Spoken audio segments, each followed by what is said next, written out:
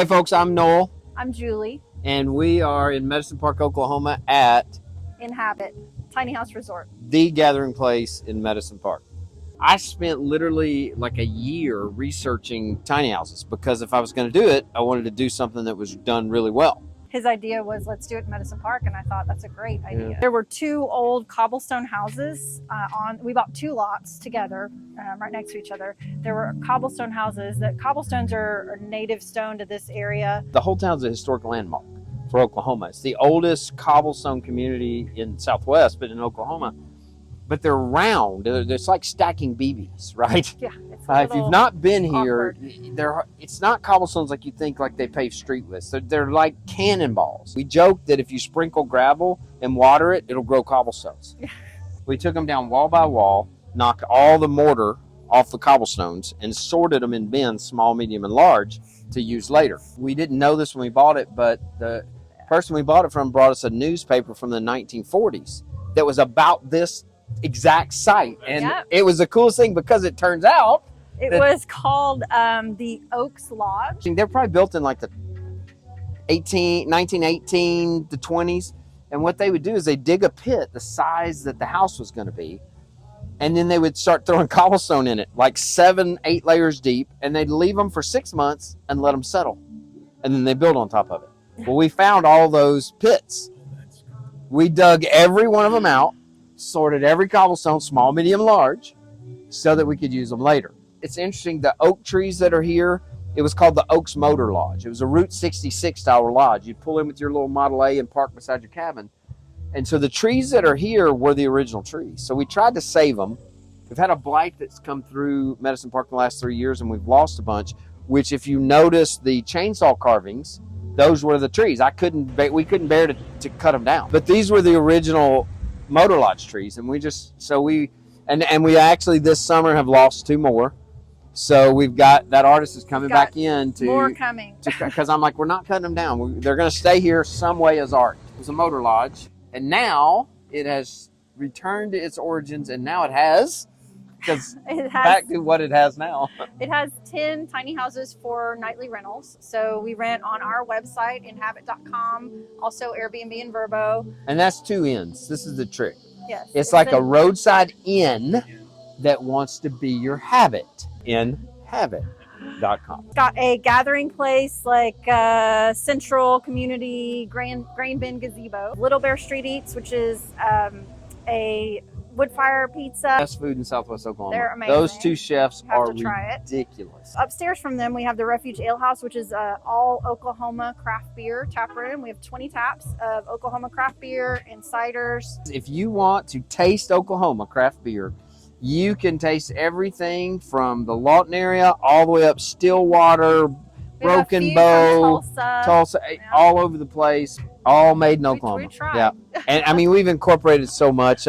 So like all of our balconies and banisters. I don't know what you guys are going to show later, but that's all sucker rod. We built jigs and built every single one of those. This is all Oklahoma oilfield sucker rod. All of the railings going up the stairs are drill sim pipe. This old oilfield derrick that we're standing on. As much as we could incorporate, that was either from here on site. We even had. Was it 2000? It was 19 or 20 when we had that crazy cold, like 65 below wind chill. Yeah. February 21. So we had a 1/4-inch thick steel pipe that goes across Medicine Creek. That's the water pipe for the town. 1/4-inch thick, and it burst. Or no, it's a 1/2-inch thick, and it burst in like 14 places. So we had to cut it out and put a new one in. And I have a piece of it. And the ale house, the platform over there, is held up by a piece of the old pipe. We beat it, I stitched it all back together, and so we've tried to incorporate all this like stuff from right here. Oh, that's a good question. Are we done? We might be done with InnHabit, but we're not done. Yeah. We're definitely there's gonna be something else. Yeah, we have a pretty interesting here in town thing that's coming. I'm not gonna say what it is yet, but it's gonna one up this place. Hang on a second. Okay, go ahead. I've got covered enough. Good try. Yes and no. I mean, we're always adding things. Like you'll notice some of our upper units, the top units on our nightly rentals have private decks, and you'll notice I've begun welding pieces in. We've got repurposed parachutes that are about to come in to drape over there to create little canopies on the upper decks. So all our rooms are, in essence, 8. There's 10. 8 of them are the same as far as the structure, but the decor is different.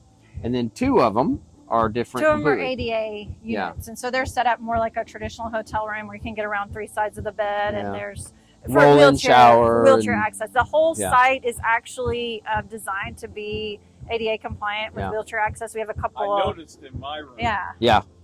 there's plenty of places for me to grab onto.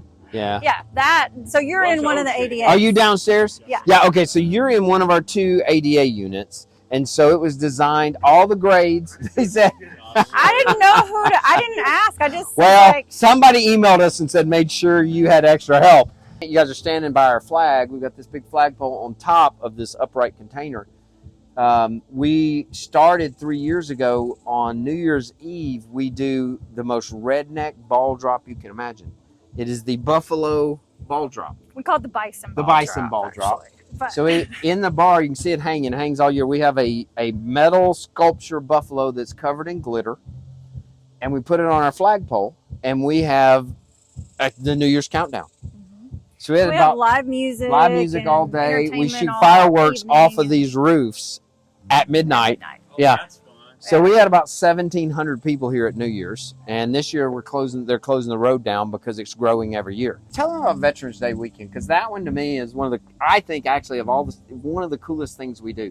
And we're right in the time where if people are watching this and you have served our nation, first of all, let me say thank you. Because if you've served our nation in the armed forces, the reality is this: we're chasing our dream, and the only reason we're able to is because of the freedom that you guys provided for us. And we 100% know and own our thanks to families, service members, their families, the sacrifice they make. So we do something every year for Veterans Day weekend. And if you follow our page, InnHabit Tiny House on Facebook, we always announce it about the beginning of August that the contests are started. every year for Veterans Day weekend, we give away a 2-night stay in each of the 10 tiny houses. The entire place. Just send us your name and branch of service and phone number, that kind of thing. And then we do a drawing, usually right after Labor Day. We do a drawing. We do a drawing live on our Facebook. We draw 10 names, and they win the whole weekend free. Most of the restaurants in town fill baskets with breakfast, lunch, dinner for the veterans when they're here. Gift certificates. So that's coming up. So there's things like that. We have new things like that will be coming. So Always if you stuff. want to book, if you're looking to book, Great question. how far out? Okay.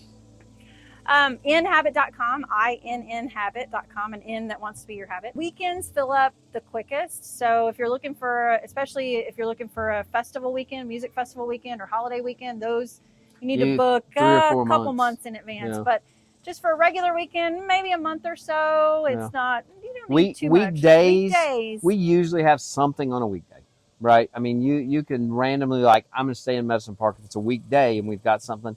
Weekends, we get so many calls Friday and Saturday, and we're booked, Usually our weekends, 3 to 4 weeks out, we're booked on the weekend.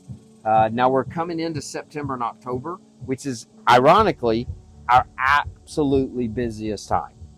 So everybody, the summer is very busy, but once fall hits and the temperatures drop, we're packed. Yes, and then you can actually use the fire pit. Yeah. So if you're looking September, October, you need to be booking right now because it's going to fill up. And if you're looking to just like do some hiking, casual stuff, quiet, weekdays are your friend. If you want more of a more things to see and do and more live music, that sort of thing, than weekends. Yeah. Perfect.